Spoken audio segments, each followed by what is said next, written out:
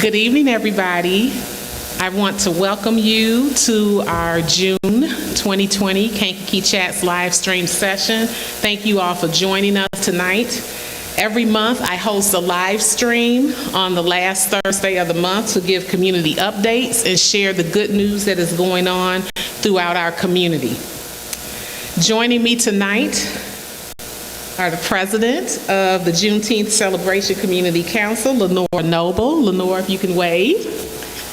And then we have community organizer of this year's celebration, Sade Lawhorn. She's waving. I want to thank both of you ladies for joining me tonight. And I encourage all of you to stay tuned as we move through our programming tonight, and we'll be talking with both of these young ladies about Juneteenth and the celebrations of our community a little later. I want to start with my updates. The state is reopening, continuing to work through phases. And I want to say that I hope that the video updates that I had been providing since we went on shutdown in the state of Illinois have been helpful. I have received some messages, particularly from my older residents, my seasoned residents, appreciating the updates, the resources, and information that we've been sharing on social media. I did not run from the pandemic. I worked very hard to get out in front of this issue and to be an active voice and to be responsive to the needs of the community. Again, making sure that we provided information, valid resources, and data for you to get good information so that you can make decisions to keep yourselves and your families healthy. I want to thank our health department. They've been providing updates on our case numbers every day, in addition to our local hospitals that have been very helpful in providing information. We've had guests from both hospitals on live stream sessions to address mental health, to address capacity at the hospitals, how patients are processed if they come in and are suspected to be positive with COVID-19. I want to thank our frontline workers and all our first responders and just our entire community for coming together to work through this pandemic. None of us have had to do this before. I think that we have become stronger as a community as a result of this, and I just want to encourage everyone to continue to work together. Being polarized does not help our community. We need to work together. So I also want to acknowledge our ECDA department and our federal leaders that helped me be able to bring back $345,000 in federal funding from Congress. And we use those funds with our Bounce Back Kankakee program to provide mortgage, rent, and utility assistance for residents and business owners. With that being said, tomorrow we are on track based on our numbers in the state of cases and our ability to treat patients who are positive with COVID-19. We are now on track to move to phase 4, and that's under the Restore Illinois plan. Phase 4 is going to allow additional businesses to reopen. Some include movie theaters, museums, and indoor dining at restaurants. There are still capacity limits that have to be followed, so I encourage you all to reference the Restore Illinois plan so that you can be in compliance with those guidelines. Signage is also available. You can download from the Illinois Department of Public Health, and they have some additional resources available. If business owners have any questions, they can contact our ECDA, our Economic and Community Development Agency under the City of Kankakee. That number is 815-933-0506. We will continue posting updates on outdoor and indoor dining regarding our local businesses from our ECDA department. People are asking, when is the city going to open? I'm working closely with our staff right now. I want to make sure that we get plexiglass installed in the offices so that the employees are protected, in addition to our residents who are coming in for services. So we will provide an update once we are ready to reopen to the public. The installation has started this week with plexiglass. It's not completed yet, but again, once we have everything installed and we're ready to go, we will notify the community. We are going to continue to ask that you wear a face covering when you come into the buildings and that you follow social distancing guidelines. Although the sun is out, it's beautiful every day, we are officially in summer, we still have COVID-19 in our community. It's important that we continue to be mindful of that and to take precautions to keep everyone safe. So again, we will ask that you have a face covering and maintain social distancing when we open the buildings.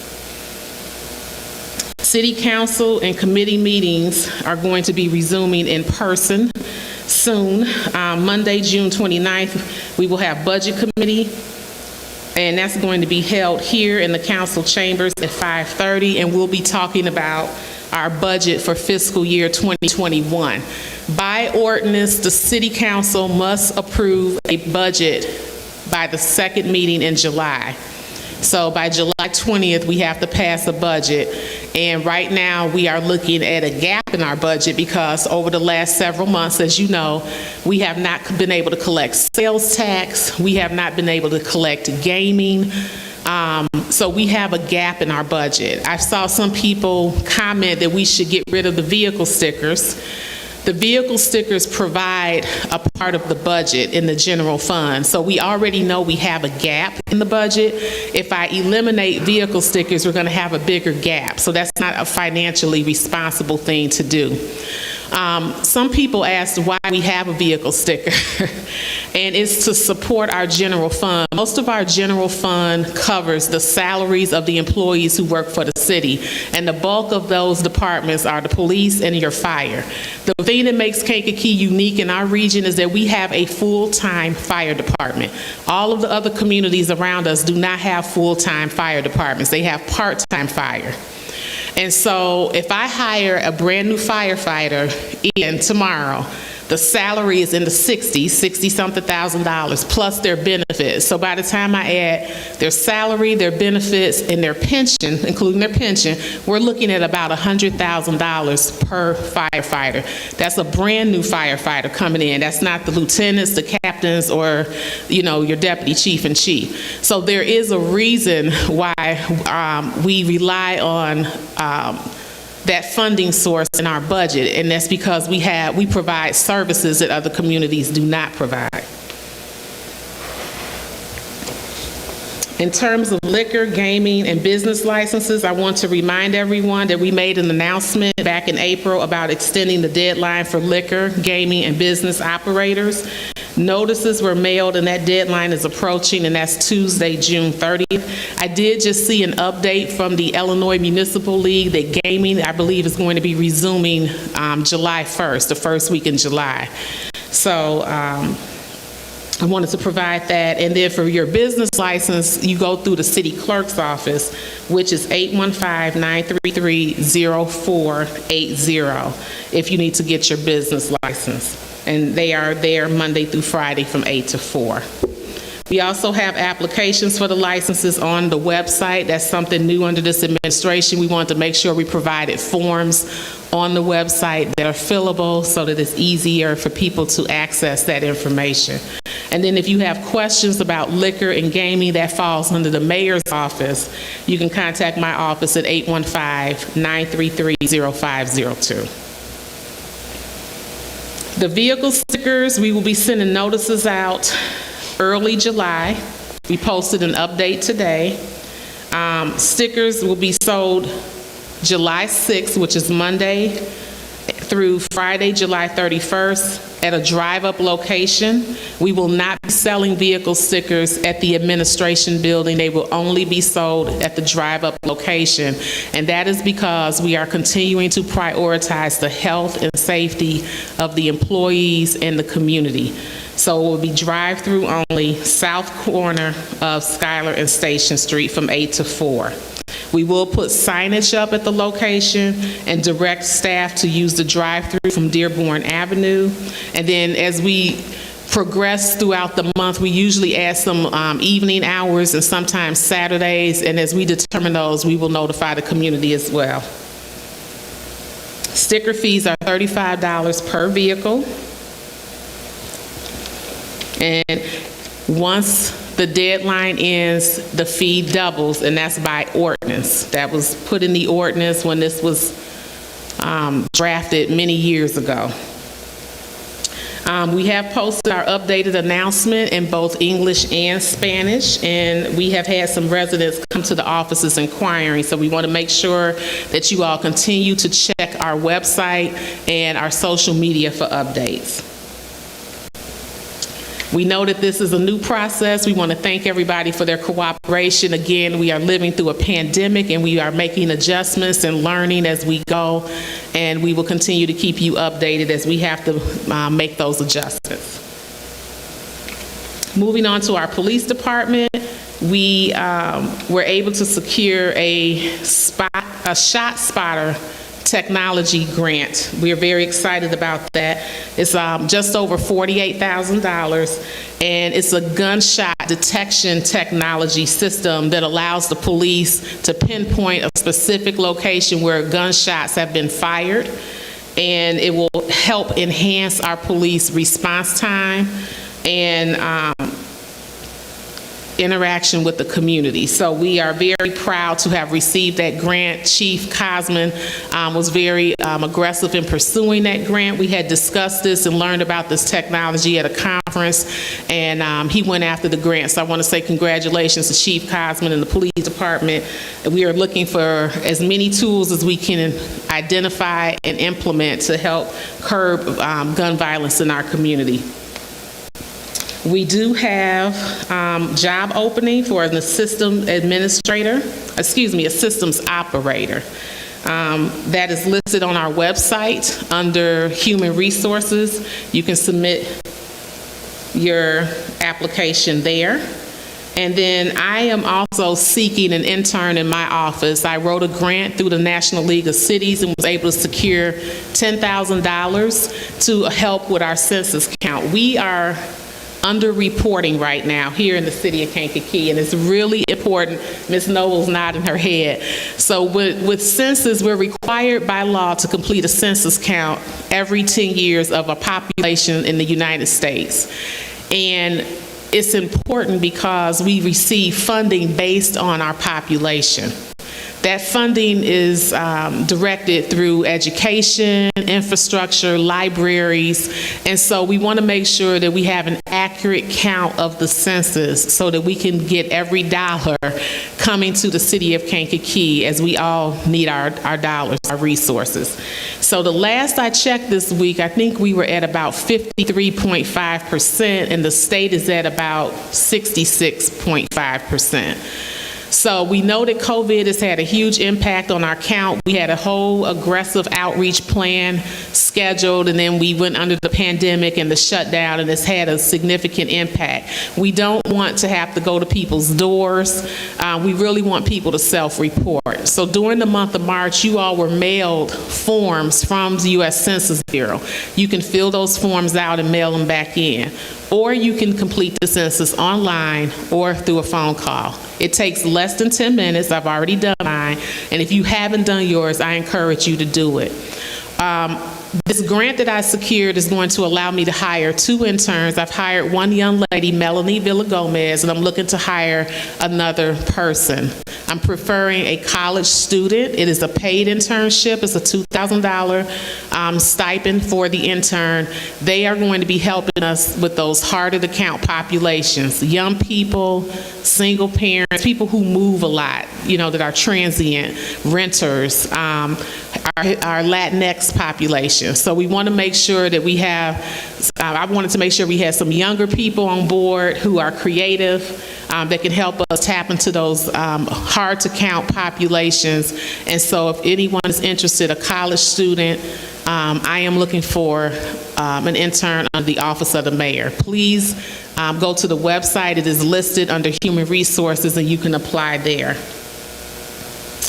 I want to welcome Melanie Villagomez again. She has been with us for about 3 or 4 weeks. She's doing a great job with the city. She's been a great addition to the team, and really appreciate her support. We also hired Rachel Schramm. The city has worked hard to be good partners with our academic institutions. It's really important to me to provide an opportunity for young people to understand their local government, how it works, and for them to be involved, and for them to have opportunities to develop their workforce skills. So we've partnered with Olivet on a couple of initiatives. One was Kankakee United, which is the initiative to address gun violence among African American males in our community. And we also partnered with the Public Relations and Communications Department at Olivet. So Rachel was one of the students that was in the cohort of students that worked with us for a semester. She was a leader out the gate and a shining star. And so we had Maya Graham transition to a different role in the community at the Salvation Army, which opened up the community outreach coordinator in our ECDA, and Rachel has taken that position. So she's been with us a couple weeks working under Barbie Brewer-Watson's team, and I just want to congratulate Rachel, welcome her officially again to the city, and we are glad to be working with her and providing this opportunity. I did a State of the City address on June 4th. That was a Thursday night. If you have not had a chance to watch it, I encourage you to. We've had about 5,000 people, I think, have viewed the State of the City address. That's where I provide an update of the work that we've been doing in the city over the past year and project what work and projects we are currently addressing in the year to come. So if you haven't had a chance to watch it, I do encourage you to do so. I highlighted most of our departments, and I'm really proud of the things that we've been getting done for the city. The State of the City address is posted on our website and the city's Facebook page. In partnership with Prairie State Legal Services and Kankakee United, one of the issues that our young people experience, particularly when we looked at data, the city of Kankakee was consistent with other big cities and smaller cities throughout the country that are experiencing gun violence. And we were consistent in the fact that it's happening with mostly African American males, that it's happening with males under the age of 25. One of the barriers that's been identified is the fact that finding employment is difficult.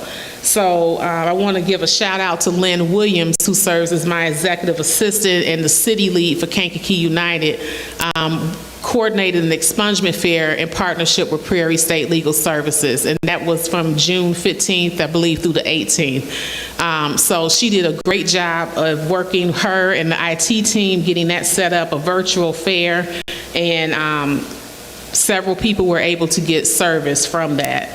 So thank you to all of our partners that continue to work with us. Again, we are stronger working together and more impactful if we work together. Also, we did a food drive. We know that some families have been struggling because they've been laid off or had reduced income, and we partnered with KCCSI, which is the Kankakee County Community Services Incorporated agency under Vincent Clark, Pastor Clark, who serves as the executive director.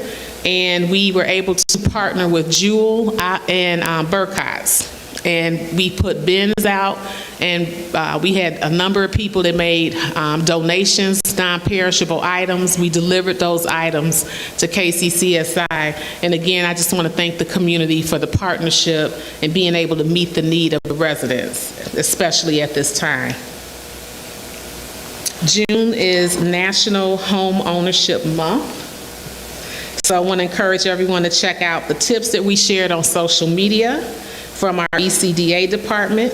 We do provide a home buyer's down payment assistance, KHIP program. It's $2,500 down. That's another partnership that I have with Midland States Bank. They donated $150,000 to this program, and we provide $2,500 of down payment assistance to those folks in the community who want to become homeowners. So I want to thank them. So I'm going to check and see if I have any questions.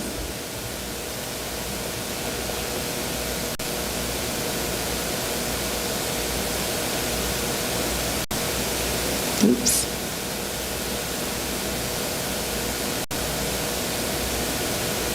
David says, what does COVID have to do with the census? So, David, we had planned a number of activities. Census Day kickoff was April 1st, for example. We ended up releasing a video with several members from the community who talked about the importance of the census. Myself, Steve Bertrand from the library, Tamika McCaleb, she works in the school system, Marcy Gearhart works in our police department, and everybody kind of gave a little perspective of why the census count is important. When we went under the shutdown with COVID-19, of course, we could not be gathering in large spaces. So the event we had planned for the community at the library, which we were hoping to have hundreds of people there, we could no longer do.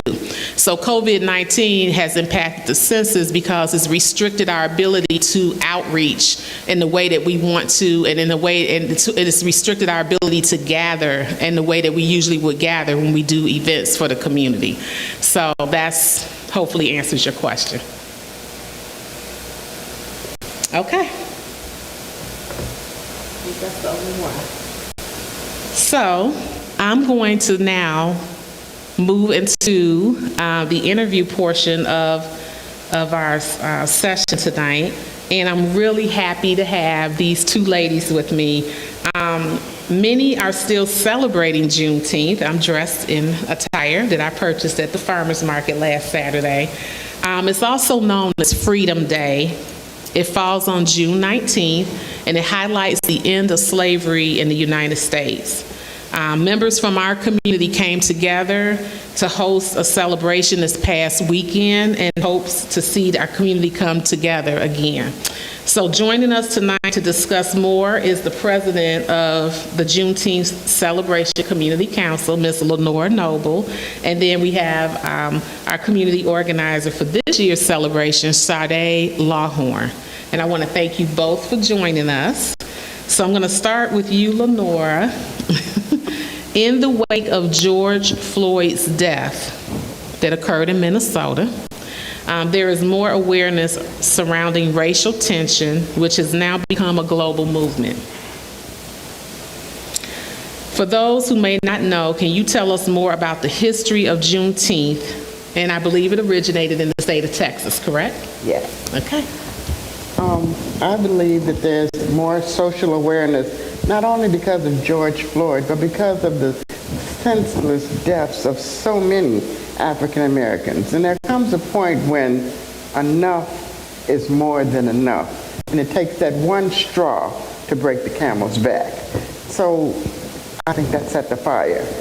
Juneteenth has been originated in Texas, and as has been said, it is commemorating the end of slavery.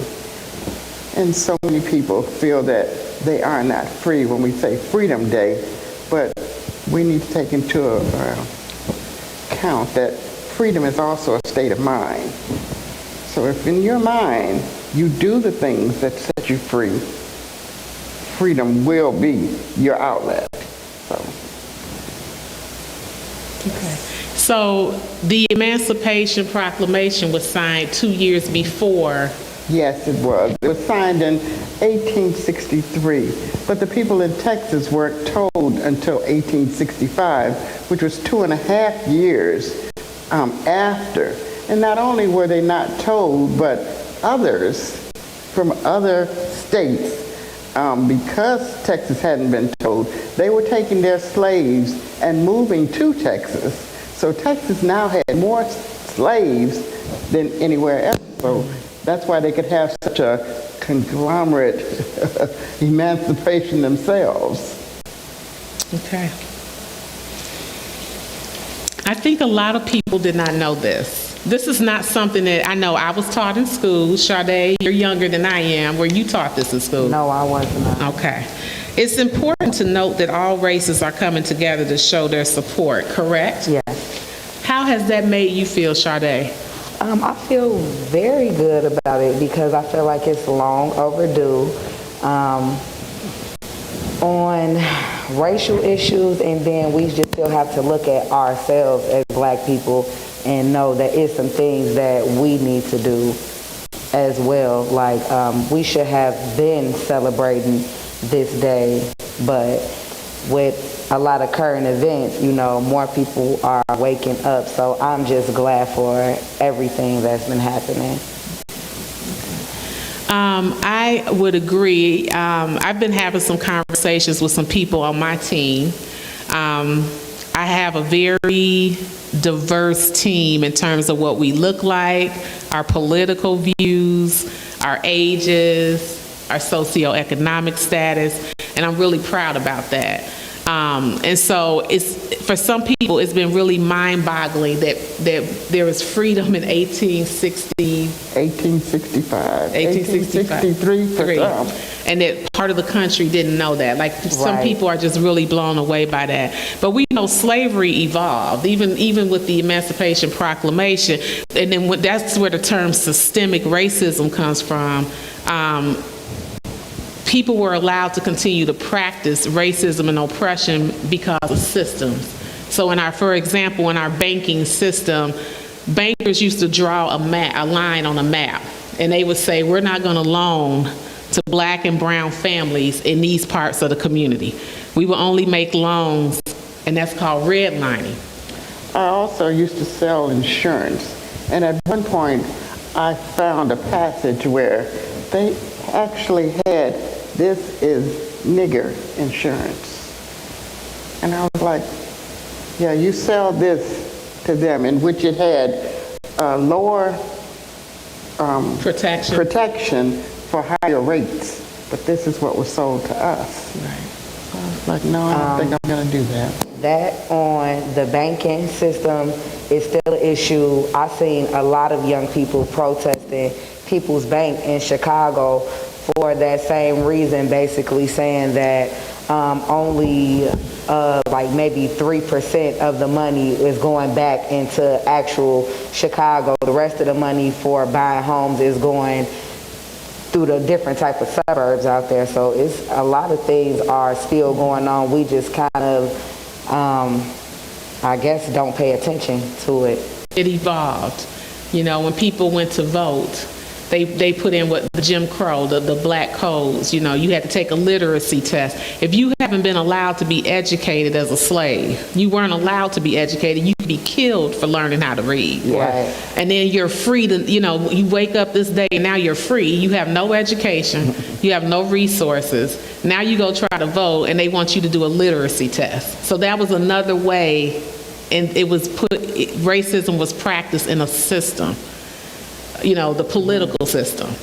And so it evolved. It evolved. And we still have much work to do today. And we'll continue to talk about that. Do. So, Ms. Lenore, I want to ask you, how did the Juneteenth Celebration Community Council come together? What year did you guys come together? What made you all come together? The Juneteenth celebration has been going on for about 15 years. And it started in Hopkins Park.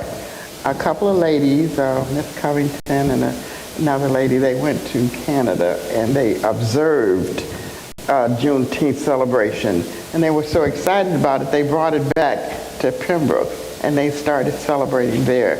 We in Kankakee joined in the celebration, and we joined in with them, and we've been, just extending it from there. Okay. Can you tell us more about the mission and the goals of the council? Our mission is to educate our people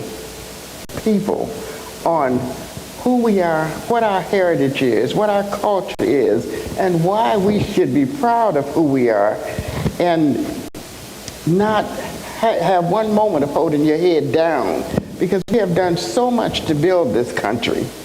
And feel proud that you can do anything that you want to do. You can be anybody that you want to be, but who do you think you want to be?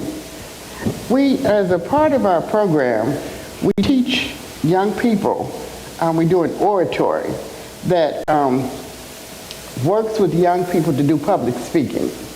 We teach them to dress professional. We teach them to be able to speak and learn that confidence that looking a person in the eye gives you, and say what you have to say. They do a 5 to 7 minute speech with no prompts, no anything, and I have learned from some of the people that have been involved in it that they went on to take speech in college, and they went on to thank us that this did serve me well. We also do lunch and learn, which we work with things in the community that we need to know. Like you say, we weren't taught a lot of things. We weren't taught the fact that money makes money. So I don't know anything about the stock market. I'm scared of it. But we try and teach you from the basics of how it works. We teach things about health, things that are predominant to the black culture, like sickle cell and HIV and all things that we contract, even with your eyes, glaucoma. And we have people that come in these fields and they talk to us about what we need to do to make the situation better for us. We also work on things like you said, with the program to be able to absolve your gun issues and things like that. We have had people to be able to get jobs because they got those things resolved. It may not seem like a lot at the time, but constantly working on these things. We teach people about Social Security at a time when you're trying to get to that age. You are bombarded with so much information. You don't know which way to turn. You don't know what's best for you, and you don't know what's going to happen if you don't have what they told you you should have. But we have people that sit there and point it out to you what's best for you in your situation, and so that you don't get penalized for life, so that you're not paying for something that you shouldn't have to pay for. And that's important. That's a relief to us. It makes you, anytime that you are more informed, then you feel good. You feel good. And we teach people about the police department also. And what are your rights? What should you do in certain situations? And your older people, what is their responsibility to you? And here's numbers. You can call these people. You should know these numbers. That's right. You should know the people. You should know the people. Absolutely. But it's all about education. And I yes, think we do have that celebration. And I think it's a good point that you said, because when you look at our history, we were written out of history, right? Like, that's why we celebrate Black history. People are like, why do we celebrate? Because we weren't included in history. We know we were here, we were brought here, and we made a lot of contributions. We weren't allowed to take credit for many of them. We couldn't own them. We could not own a patent in the United States as Black people. So if we invented something, we couldn't benefit off our own intellectual property and build wealth. Right? Because we weren't allowed to own a patent.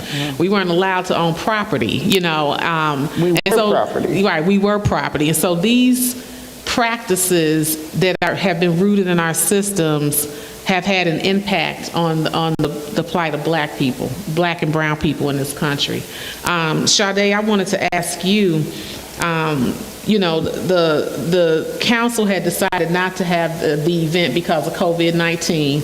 And you felt like, I know you worked with a team of people, younger people in our community, younger activists in our community, and you really felt like it was important to do it. Why did you believe that it was important at this time to go ahead and have it? Because it's been such a long time since I've seen so many Black people excited about who we are at one time. So it was like, we just cannot let this vibe die down. So against all odds, and we just, with the George Floyd movement and the Black Lives Matter movement, it's like, how can you not be a part? So a few of me and my friends, we knew about Juneteenth, but we know a lot of our peers didn't. Up until today, I still have people asking, well, what is Juneteenth? So like I said, against all odds, and even it was a very sketchy time right now,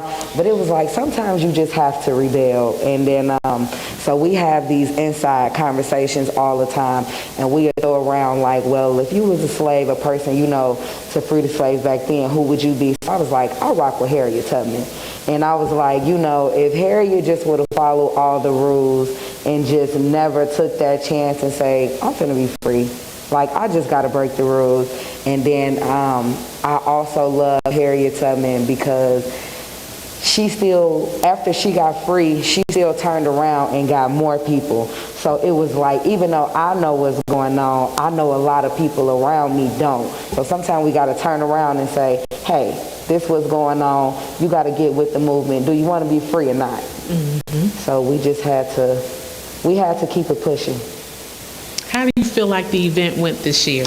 I feel like it was very successful. We had a very big turnout, way beyond what I thought we were going to do. It was, all the plans were so last minute and just so informal. We formed a group chat starting June 3rd, and we was like, we trying to get all this stuff done by June 19th. So I was excited to see how the community really pulled together.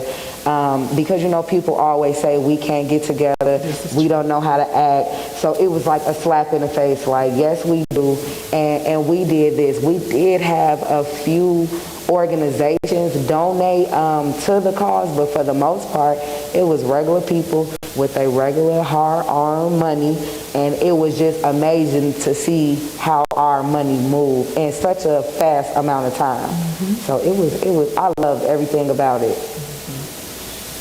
Miss Lenore, what makes you passionate about our community, our city?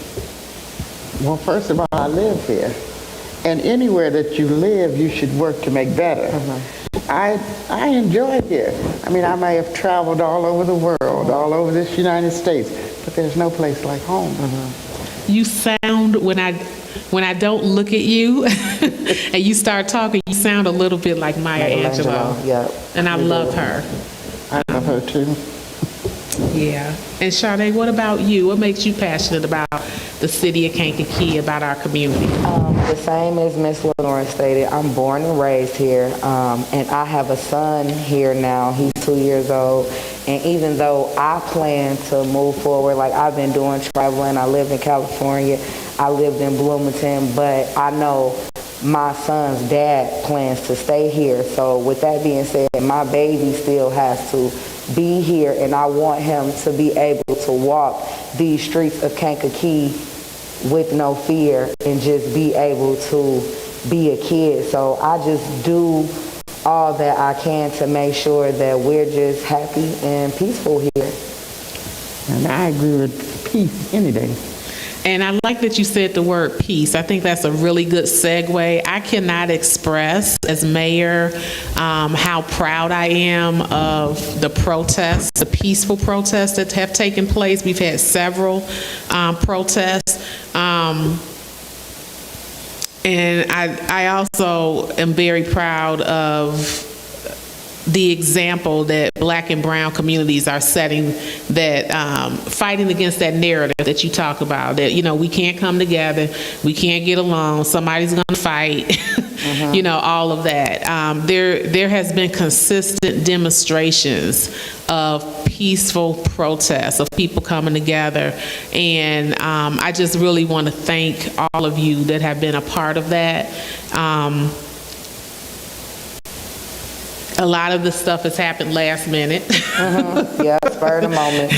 A lot of this stuff has happened last minute, but, you know, Chief Cosman, I have to give a lot of credit to him. He and I have been in constant conversation, and we felt just like if our people are being respectful, we need to support them in this time that they are lifting their voices and bringing awareness to these issues. He and I have been doing some work in the offices, you know, so to speak. So, you know, I released an official statement, and then Chief and I released a joint statement.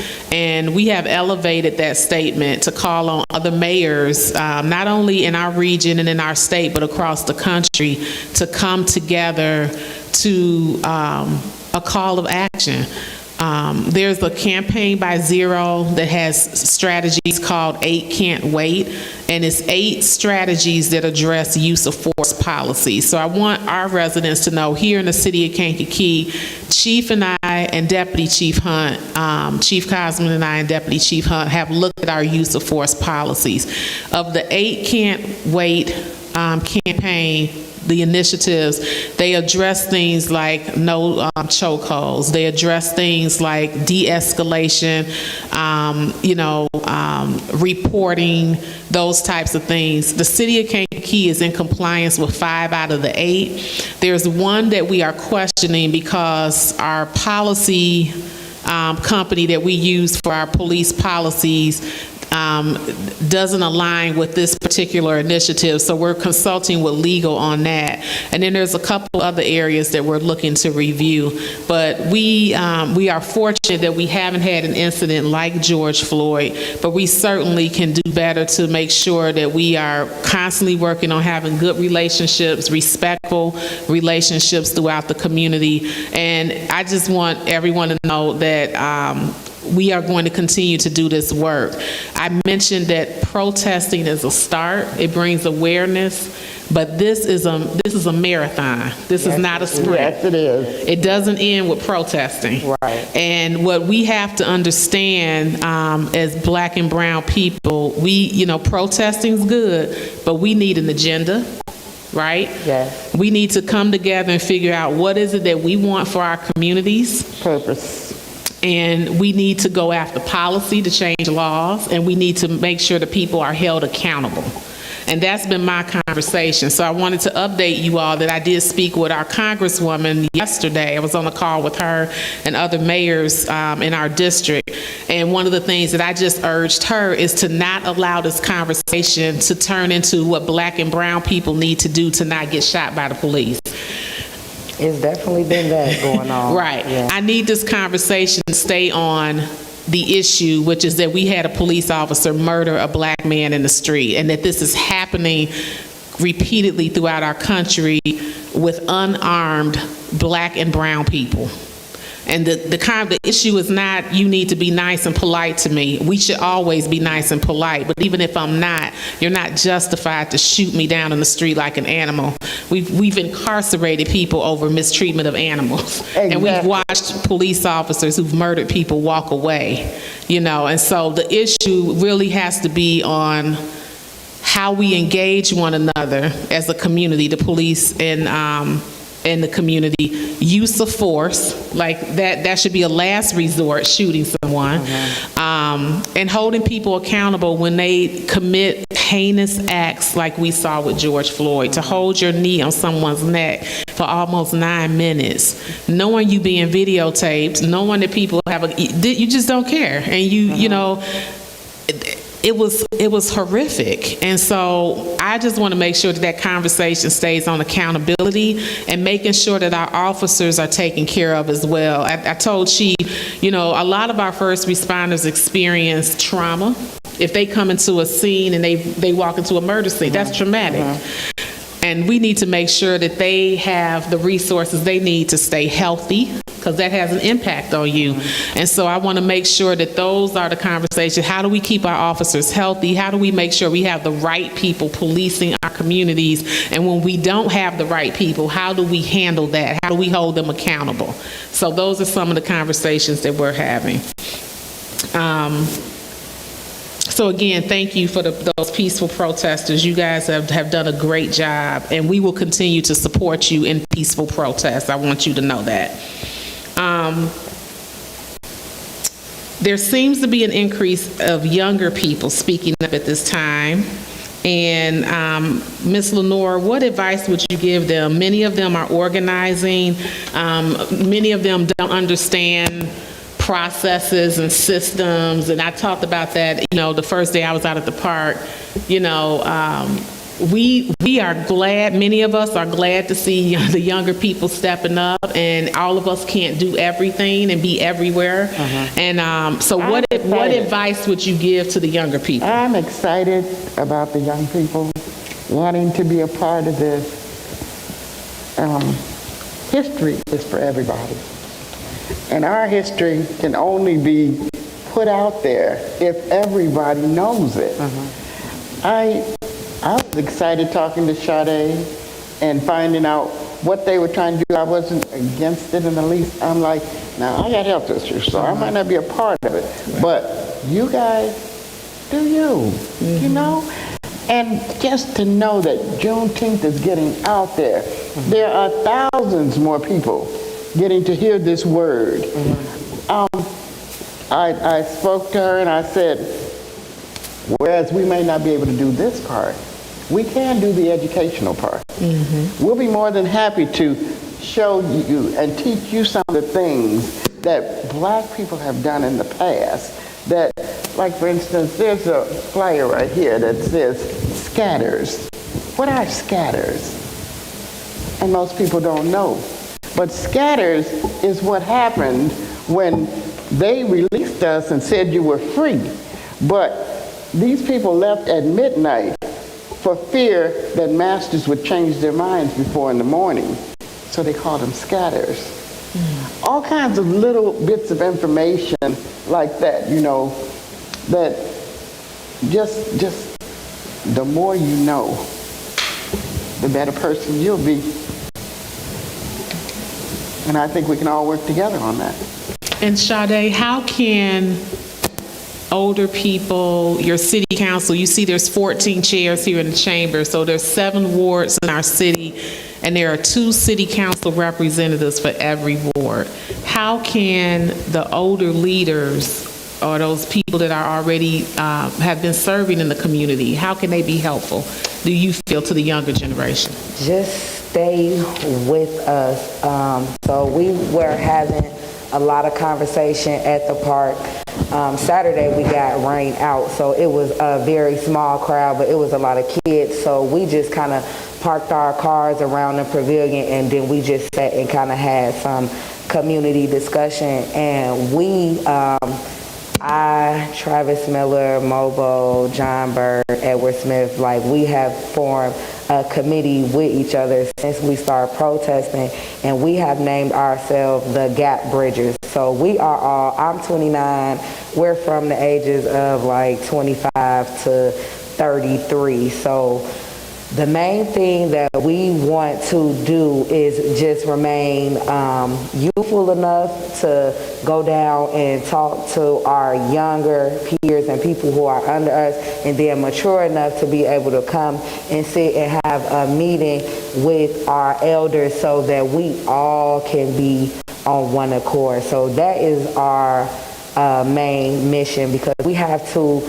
get together every age, because they have the history, they have the culture, and they got to pass it down to me, and then we got to pass it down, and we got to keep on going so it can keep getting recycled.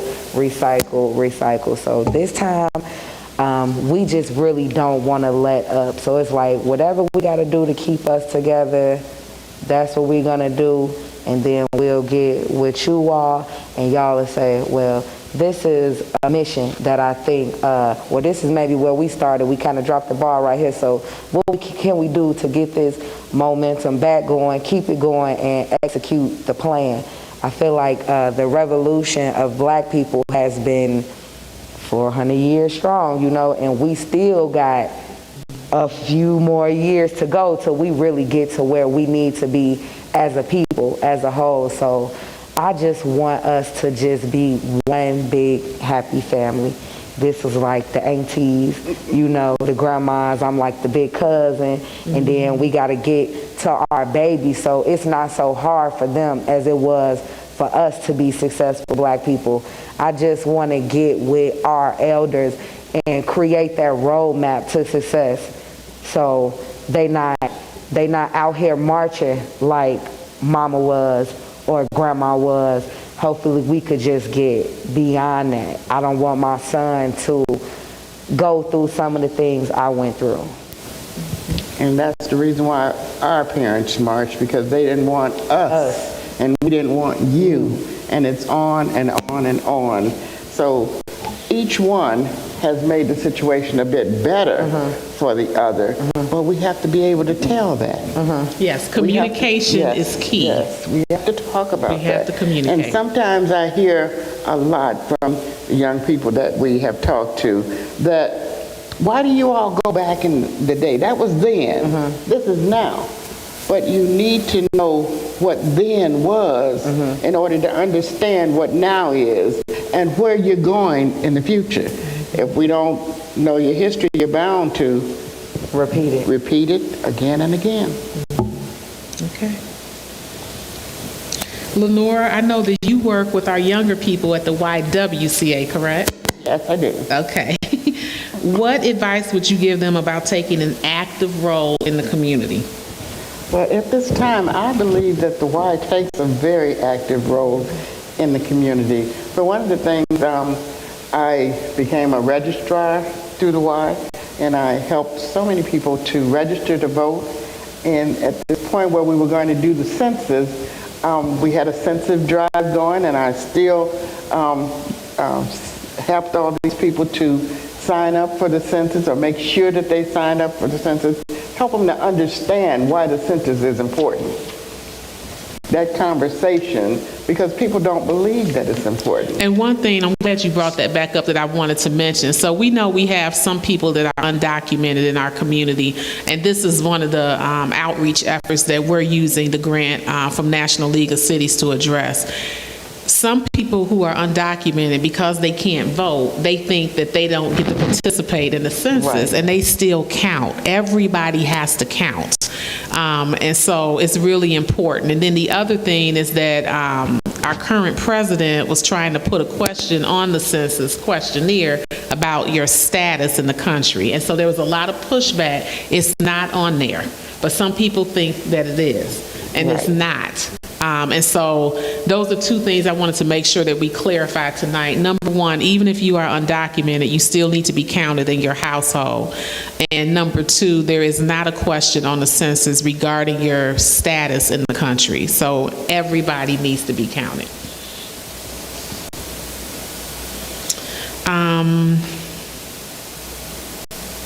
One of the things that we have been rolling out this year is Love My City. So my work with National League of Cities about a year ago at a conference, we came together to we were talking about how polarized the country is and how hostile politics, and we see it even locally. It never used to be like this. I was on city council almost 2 years before I became the mayor, and everybody works together. It wasn't hostile, it wasn't disrespectful, it was none of that.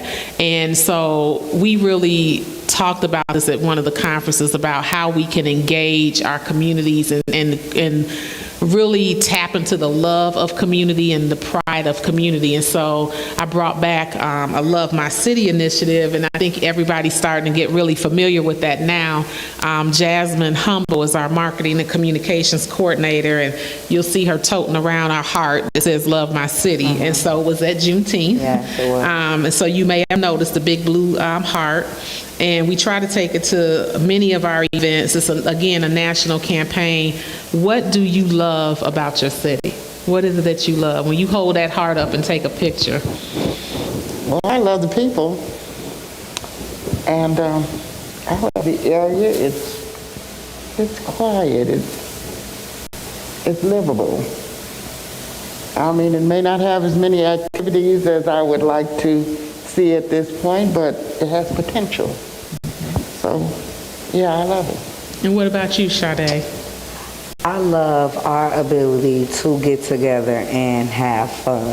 Like, there are not a lot of things for us to do, but one thing we know how to do in Kankakee is make something out of nothing. Like, we was in that park like nobody's business off for 2 weeks, and so, you know, with everything going on, we was concerned, like, well, this person might not show up, this might not show up. And then we had an issue with not being able to serve food, and we was like running around like chickens with our head cut off. And I said, forget it. As long as we got a DJ, we gonna have a good time, and we'll just figure out everything from there. So I just love that part.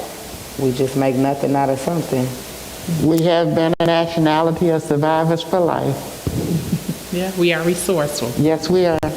I don't want to end without mentioning our white brothers and sisters, our Hispanic, our Latinx brothers and sisters, and our LGBTQ brothers and sisters. I'm encouraged right now as a leader in the community. I am encouraged by the amount of empathy that I've seen for humanity. Just looking at another person as a human being, for the compassion that's been shown. I've had some people reach out to me. I'm going to give Mackenzie a shout out, Mackenzie Flores with Community Cup Church. I know I'm scheduled to have a conversation with them shortly. They reached out to me immediately, just offering their support, their prayers, and really wanting to know how they can be allies to Black and brown communities, particularly right now.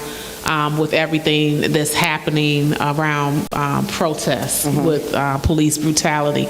So I want to acknowledge our allies in the community and let you all know that we appreciate you, and that you are needed, because I think because now you all are speaking up and saying enough is enough, I'm hopeful that something is going to happen. I agree. We've been crying and, we've been, voicing our concerns and our frustrations, and some people acting out and all of that. But now that we have people that don't look like us raising their voices and saying this is wrong, and we have to stand.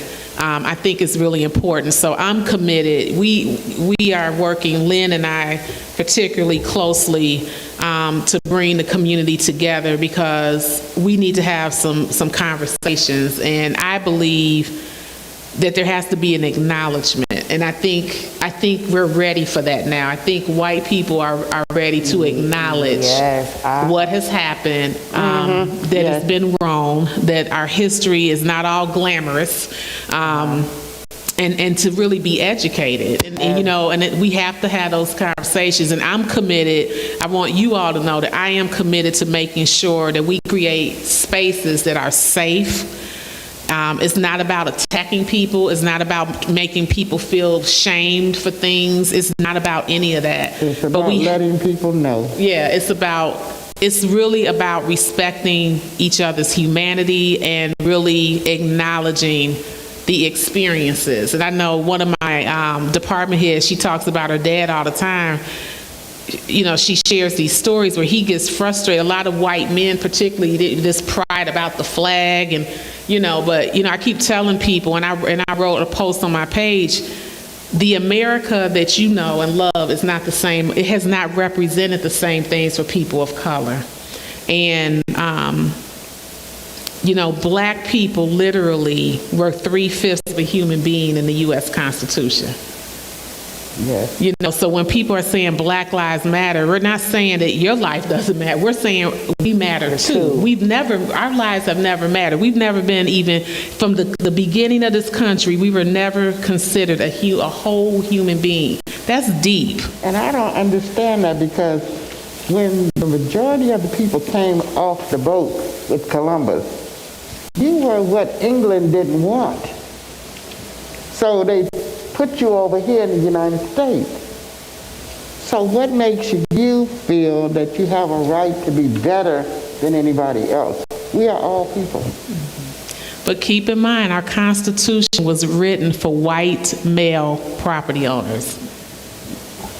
White male property owners, wealthy white men. So where did you get that property? And as as the years have progressed, we've seen systems protect that supremacy. We've seen that, and so we have to have those conversations. And I talk a lot about equity. And if so, I just want to say, if Black Lives Matter, if we're really there, it's not just about a protest. Black lives have to matter when we talk about educating our kids. They have to matter. We have to invest in neighborhoods, right? Yeah. We've seen in Kankakee neighborhoods that have not been invested in years that are now starting, because I'm talking about equity. We have to support our businesses, our Black businesses. So we have a lot of work to do, and I'm going to do my part to continue to create the space for those conversations and those opportunities for us to learn from one another, listen to one another, and support one another as we heal, grow, and move forward with all of this that's going on in the country. So I want to thank both of you, Lenora Noble, Miss Lenora from the Juneteenth Community Council, and Sade Lawhorn, one of our community activists. Thank you both for joining me tonight, and if there's anything that I can do to continue to support your efforts, please let me know. Okay? Okay. Okay. All right.